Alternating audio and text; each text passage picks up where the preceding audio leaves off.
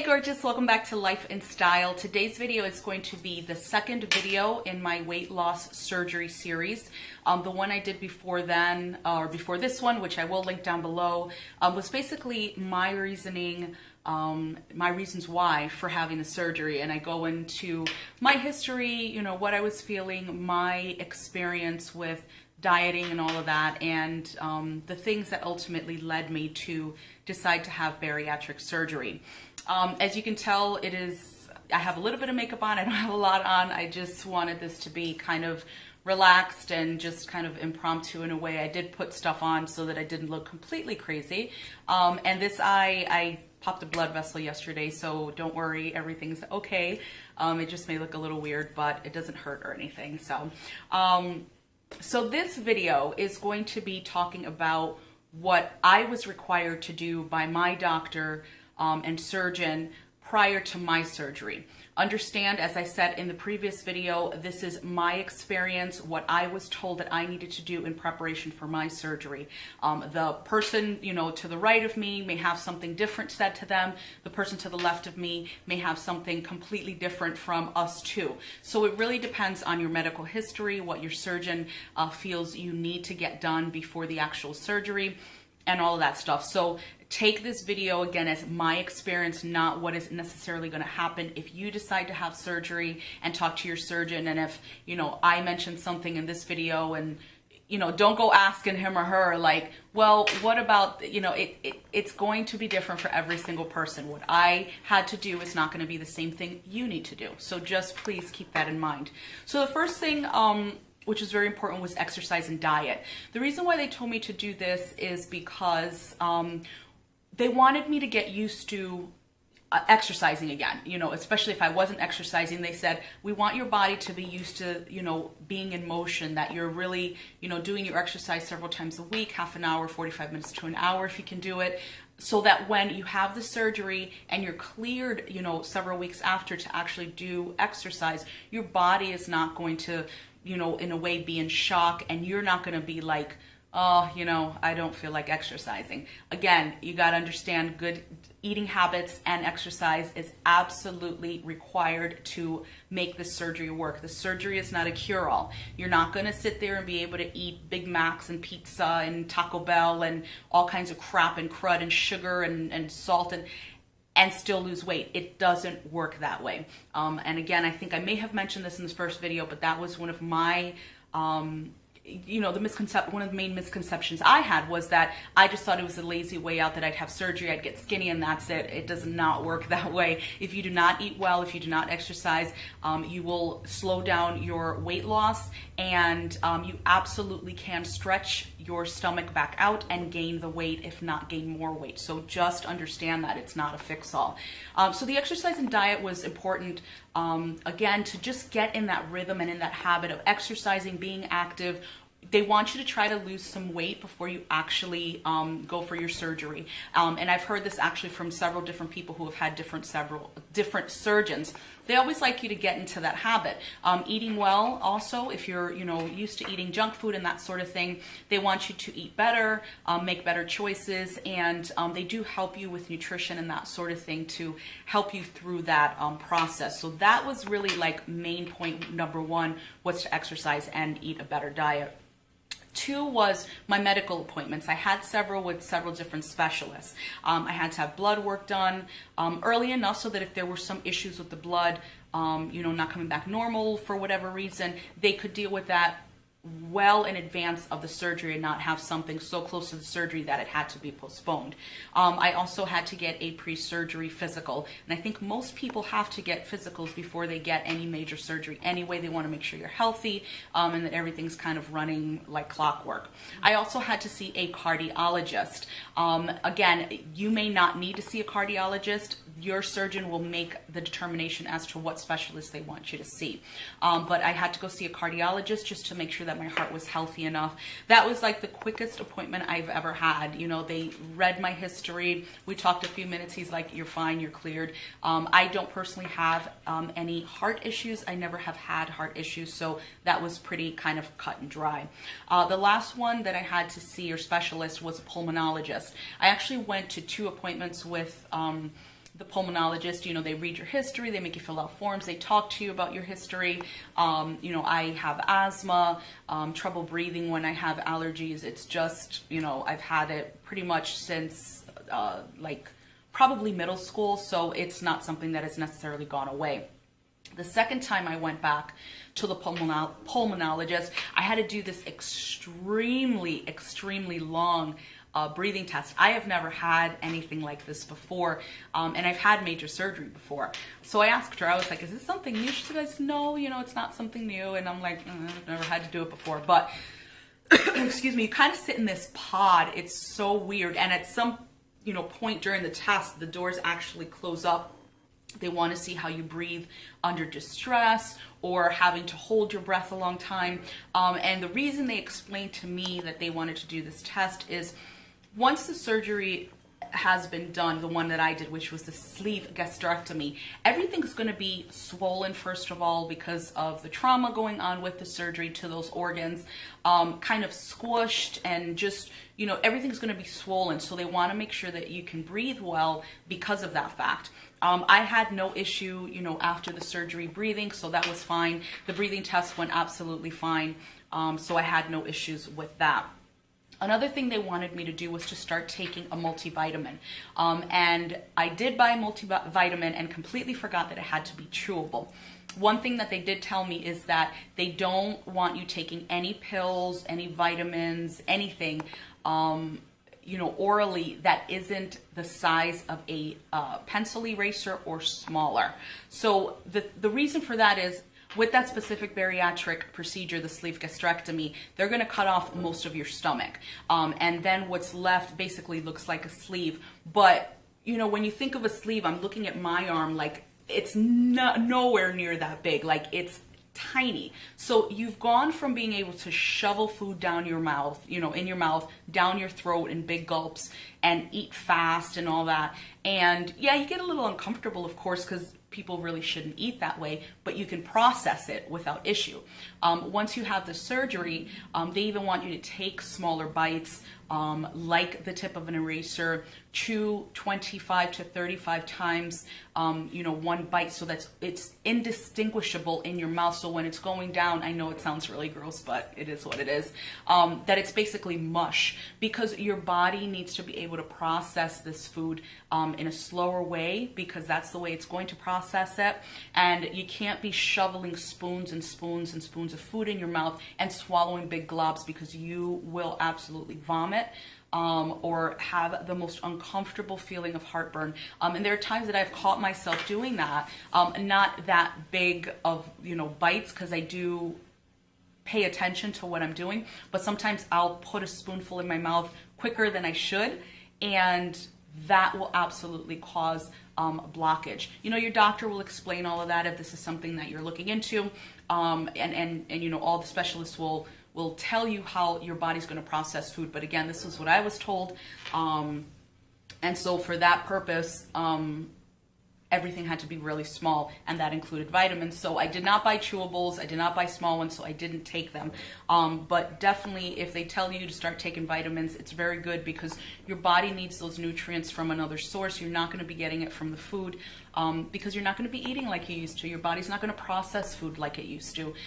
It's just going to process things much slower / much faster, and we'll kind of talk about that a little bit more in this video, especially with alcohol. That's one of the things that if you drink, you're gonna get drunk so fast that your body processes things, especially things that would take a long time, like drinks, where you could have 2, 3, 4, 5 drinks and not really feel anything. You know, you'll probably feel it halfway through the first drink. It's just the way the body processes things. The fourth thing that I had to do, and really this is the most important part of it. I mean, you have to go to do your physical and your blood test, but overall this is very, very important. It's the nutrition visits. Now, your insurance will dictate how many nutritional visits you're going to need. My insurance company, luckily enough, did not require 1 or 4 or 3 or whatever, but my doctor, the surgeon, required 2, which was in a group setting, and then 1 individual with a nutritionist. So basically what they do is they go over food. They go over size, of the portions you have to eat. Peanut butter is a great source of protein, but it's also very high in fat and calories. So they talk to you about these things that, a lot of times people, a layperson may not know that. And so they give you examples of what might be good, alternatives that would be good. They give you a whole binder when you first start the process anyway. And the nutrition portion of it is so in depth because they give you, like I said, suggestions for certain foods, a caloric count, fat count, sugar count, what you should be, paying attention to. Sugars is a very bad one because sugars turns into carbs. Carbs makes you fat because it doesn't burn off as easily. They teach you all of that. They teach you how to eat. They teach you what your body's going to be, doing after surgery, how your body's going to be processing that food. The very big thing that got me and kind of made me even question my decision when I first went was how you had to eat. Small bites, very slow. Like they want you to, like I said, 25 to 35 times you want to chew whatever's in your mouth, swallow it. They want you to put down your fork and wait a couple minutes and then take another bite. In essence, this is how we should be eating anyway. I think we're so used to shoveling food in our mouths that we've overeaten before our stomach tells us we're hungry. And that's the way it works. It takes, I want to say, 20 to 25 minutes, I think, for your stomach to actually say, hey, I'm done, I'm full, back off. But if we're shoveling food in our mouths at an alarming rate and swallowing fast and just eating quickly, you're going to be taking in entirely way too much food in that 25-minute period and overeat, basically. So when they were talking about that, I'm sitting there looking at the blackboard, she's doing all this stuff, and I'm like, can I really do this? Is it like, when I say it's a lifestyle change, I like, that word cannot be more appropriate for the surgery and post-surgery. It is an absolute complete lifestyle change. How you eat, what you take in, how you take it in. So those things to me, I was like, oh my gosh, like I really have to do all that. But again, as I kept going through the process, I said to myself, you're here for a reason. You're here because you've dieted, started, stopped, exercise, don't exercise, eat well, don't eat well, for years and years and years, and it's got to stop. So even though these little kind of tidbits to me, I was like kind of worried about them, I knew that overall in the end, this was the right decision for me. The last thing that I want to talk about is going to see a psychologist. This is for different reasons. And I think anybody would say, well, they just want to make sure you're prepared for the surgery. There's so much more than just being prepared for the surgery. Mentally, it is a huge change. The thing is that it will change the chemical makeup of your body, how you process food, how much food you can fit in there. But it does nothing for the mentality. If you have a bad relationship with food like I did, the surgery is not going to fix that. So they want to make sure that you understand that you're going to have to not only, eat differently, do things differently because of the chemical makeup of your body, but you got to understand that mentally, emotionally, things are going to change that the surgery cannot fix. Some of the things they warned us about was, if a person can't eat certain foods, they may go through a depression because they had that strong of a relationship with that food. Some people will turn to gambling or, excessive shopping, drinking, that sort of thing. So they want to make sure that you understand what you're going to be going through, what you're setting yourself up for, potential side effects of not being able to eat certain things. And it's weird because, again, the misconception I had was that I was going to go under the knife and everything was going to be magically great. I was going to be skinny in 6 months and I had to do nothing but have the surgery, which is completely and utterly incorrect. So for me, just listening to what they had to say about the emotional side of it, the mental side of it, is very, very important, probably the most important aspect, in my opinion, of getting this surgery. You're going to have a change in your body. A lot of people don't know what to do with themselves if they don't see themselves as they always have seen themselves. So let's say you were always 250 pounds. You've been that way for, 20 years. all of a sudden you're down to, let's say, 130. That is a drastic change in how you feel, in how you look, and what you wear. People are going to look at you differently. You're going to get attention from men if you're a girl. You might get attention from women if you're a man. And a lot of that can, you know, kind of start to play on your mind and your emotions. I know that a very long time ago when I lost weight on my own, I was able to do it on my own. I talked about this in the first video. I went from 160 to almost 120. I was so thin that the other day I gave my niece, who's 13, some of the t-shirts that I used to wear when I was that small. They fit her. And she's skinny as hell, like skinny, like a stick. And I remember thinking, after a while, you know, I was getting the attention. I'm like, okay, I like it, you know. And then all of a sudden, I started feeling really angry. I was starting to feel resentful.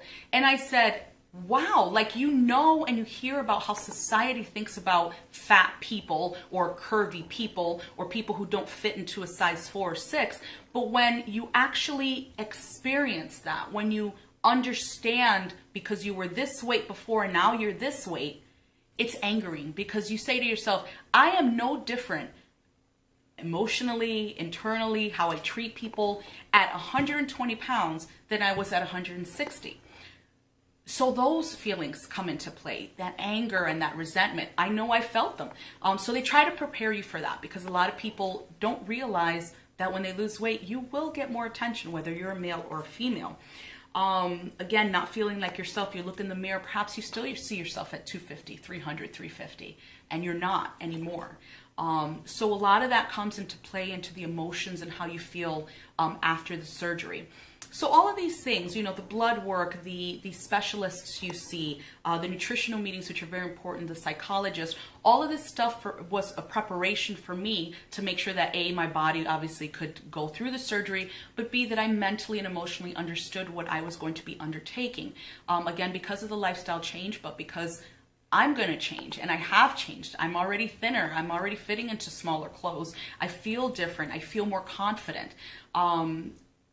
So they just prepare you with all these pre-surgery things for the surgery itself. So those are some of the things that I had to do before I actually had surgery. And again, remember, this is my experience. This is what I was told I needed to do. Yours may be absolutely different. If you have any specific questions about things that I had to do, absolutely ask them. But like I said in the first one, I'm not going to give out medical advice because I am not a doctor or a nurse or even an EMT. I can only tell you from my experience what I went through. So that is the second video in the series. I hope you enjoyed it. The next one will be talking about the actual day of surgery and also the couple of days in the hospital during the surgery. Thank you for spending a few minutes of your day with me. Please do not forget to subscribe to the channel if you haven't already. Also click that little bell so you get alerted as to whenever I upload new videos. If you enjoyed this video, please give it a thumbs up, and I will see you in the next one. Bye.